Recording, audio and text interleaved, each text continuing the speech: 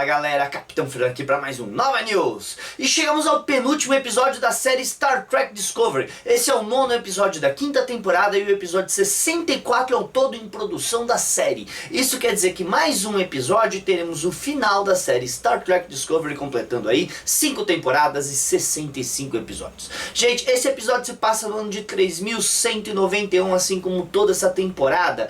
E de verdade, se você for ver, tá passando assim algumas semanas, um pouco mais de um mês ali entre o primeiro episódio e o último, já que a passagem de tempo claramente é muito rápida, já que eles estão numa missão desesperada, tanto que no episódio 4, mais ou menos, o Saru, episódio 5, mais ou menos, o Saru sai numa missão e ele só volta agora nesse episódio. Então quer dizer que enquanto no episódio aí, no espaço de 3, 4 episódios, tivemos aí uma missão diplomática do Saru. Isso para mostrar que sim, é uma temporada bem rápida, o tempo que está se passando entre a temporada é muito curto. Tudo bem? Gente, o nome desse episódio é Lagrange Point, né? Eu acho que é assim que se fala, tá? Mas você também pode encontrar aí nos manuais de física como ponto de equilíbrio, que é quando um objeto, bem, eu não sou físico, mas pelo que eu entendo, é quando um objeto de massa inferior está no ponto de equilíbrio de dois campos gravitacionais de massa muito superiores, tá?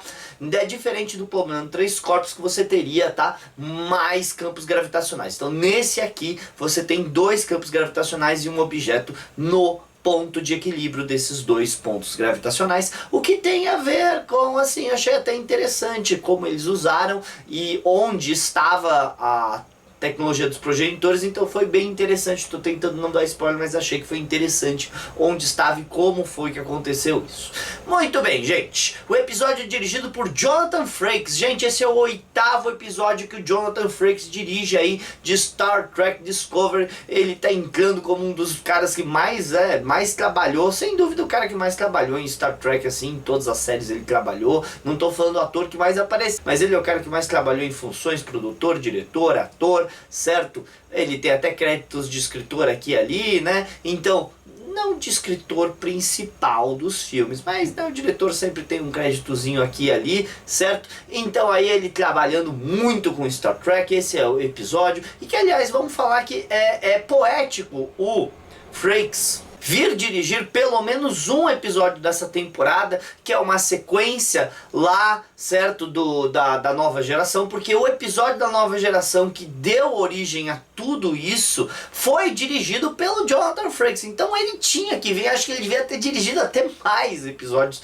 dessa temporada. Agora, quem escreveu esse episódio foi o Sean Cochran. Sean Cochran, esse é o 3º episódio que ele tem aí créditos como escrita, tá? Ele escreveu também o Face the Strange, Face the Strange, lá dessa temporada. Mas ele também foi staff writer da primeira temporada e editor de história da 2ª e 3ª temporada. Então, sem dúvida nenhuma, ele trabalhou bastante. Agora, ele não escreveu sozinho. Junto com ele também escreveu a Ari Friedman. Aí você fala, se você entrar na página da Ari Friedman, você vai ver que ela praticamente não tem crédito, tirando ter dirigido 2 shorts, e esse é o primeiro episódio que ela escreve na carreira dela. Você fala, meu Deus, Fernando, uma pessoa que nunca escreveu, ficou encarregada de ser co-escritora do penúltimo episódio da série? Gente, Ari Friedman é a assistente da Michelle Paradise, a showrunner de Star Trek Discovery. Michelle Paradise que entrou na equipe de Discovery na 2ª temporada,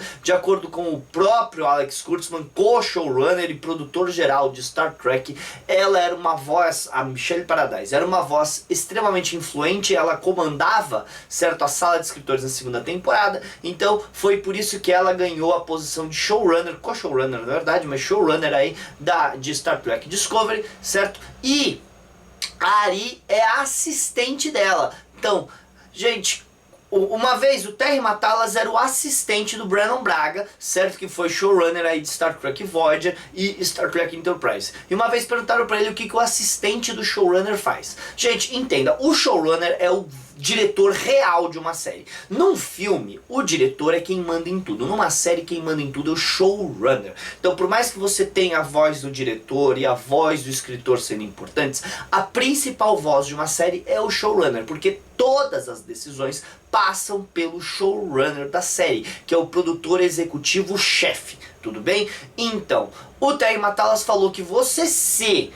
o assistente do showrunner é como se você fosse o co-showrunner, ou quem sabe o pequeno showrunner, certo? Por quê? Porque como todas as decisões têm que passar pelo showrunner da série, você acaba tendo que, nas palavras do Terry Matalas, você acaba tendo que passar todas as decisões, todas as perguntas chegam para você e você passa, certo, para o seu chefe. Só que tem muitas decisões pequenas que tem que passar pelo showrunner, mas são pequenas que acaba você tomando a decisão. Então, você pode ter certeza que a Ari, certo, tomou muita decisão em Star Trek Discovery. Eu acho até interessante eles terem deixado ela tá aí com o crédito de ter co-escrito esse penúltimo episódio da série, então eu não vou criticar isso não, eu acho legal eles terem feito isso. Gente, outra coisa que eu quero notar, eu já falei, Doug Jones está nesse episódio, tá? Depois de 5 episódios na ausência dele, não, Fernando, o Saru estava no episódio Face the Strange, que ele estava na ponte desmaiado. Gente,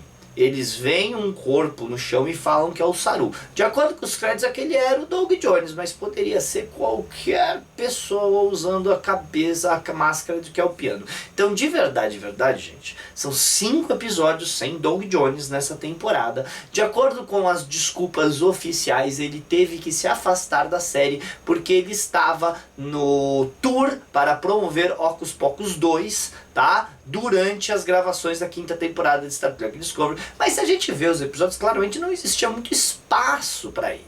Mas, de qualquer jeito, a história B é dele, da Serena, certa presidente de Vulcano, e da presidente da Federação, lidando ali com a situação diplomática criada, certo, pelos acontecimentos da Discovery estar indo atrás, né, da tecnologia dos progenitores, com os Brins na cola dela, agora os Brins comandados pela Maul, né, como a esposa do Sion, então ela assumiu o comando das tropas para trazer o Sion de volta a eles, certo? Então a história A é essa, é a Michael e a tripulação da Discovery indo lá atrás dessa tecnologia e essa disputa com os Brins de quem vai ficar com a tecnologia dos progenitores. Agora eu tenho que falar pra vocês, gente, que na verdade essa é a parte 1. O episódio não terminou, o episódio termina na deixa para o próximo episódio, a história vai ter que continuar do ponto que parou, certo? Então essa, apesar de nomes diferentes, porque o nome do próximo episódio é Life Itself,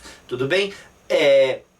São continuações, então você vai ter a continuação no próximo episódio, que é escrito pela Michelle Paradise e dirigido pelo Otontu Josonsumi, que são as 2 vozes mais importantes da temporada, é a dupla do primeiro episódio, então vai aí pro último episódio da série e da temporada. Muito bem, gente. Olha, a nota do MDB.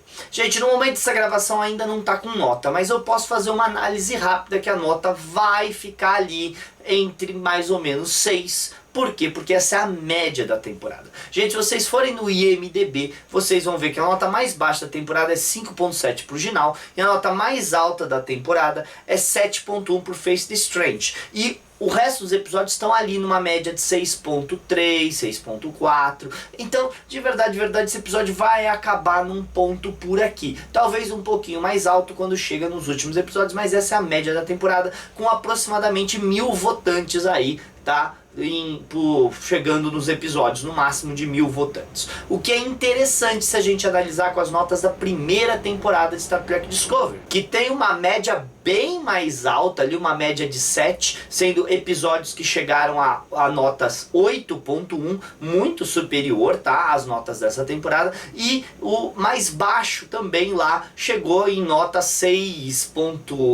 Agora não, 6.4 mais ou menos, eu acho, tudo bem? Que foi Vis-a-Vis. Então você vê que as notas da primeira temporada de Discovery eram muito mais altas que as notas atuais, e a média de votantes também da primeira temporada de Star Trek Discovery no IMDB, você tem uma média de votantes ali entre 4.500 e 5.000 votantes, enquanto nessa aqui o máximo de votantes que você tem no episódio é 1.300 e tal, tudo bem? É claro que Star Trek Discovery primeira temporada passou a 8 anos atrás. Pasmem, turma, 8 anos atrás. Star Trek Discovery é a série que mais tempo ficou no ar, se você pensar o tempo que se passa entre o primeiro e o último episódio. Mas de qualquer maneira, nesses 8 anos, claro que teve oportunidade de a gente votar, mas a verdade é que no MDB o pessoal vota assim que sai, nas semanas. Você não tem muita gente voltando para dar nota em coisa antiga. Você pode ver que as séries de Star Trek, super sucesso com uma nova geração, como Deep Space Nine, não tem muitos votantes também, se você for olhar ali no IMDB. De qualquer maneira, eu também tenho que pontuar, gente, que Star Trek Discovery, primeira temporada, passou na TV aberta americana pelo canal CBS, não completa, mas passou, tá? E ela tinha uma distribuição mundial pela Netflix, uma plataforma infinitamente superior que o Paramount Plus. Então tinha um público maior de qualquer maneira, mas ainda é de notar que sim, Discovery teve uma perda de público muito grande e uma perda de orçamento muito grande, como o próprio Jonathan Frakes falou em entrevista, que o orçamento de Discovery foi diminuído muito daqueles 8 milhões da primeira temporada, mas ninguém sabe exatamente quanto que é o orçamento desses episódios de Star Trek Discovery, mas eu sinto que sim, eles estavam em contenção de gastos nessa temporada. Eles gastaram bastante com sets e tal, o set dos Brin, sem dúvida nenhuma, mas dá pra ver que eles têm uma redução aí de atores. A Oshikun e a Detmer estão desaparecidas nessa temporada, com pouquíssimas participações, mas eu aposto que elas vêm pra esse último episódio, assim como o Doug voltou, tá? E basicamente, gente, é isso. Curte, comenta, compartilha, fala pra mim o que você tá achando desse episódio. E não se esquece, segunda-feira eu faço aqui o review completo do episódio junto com o Luiz no canal. É isso aí, falou galera!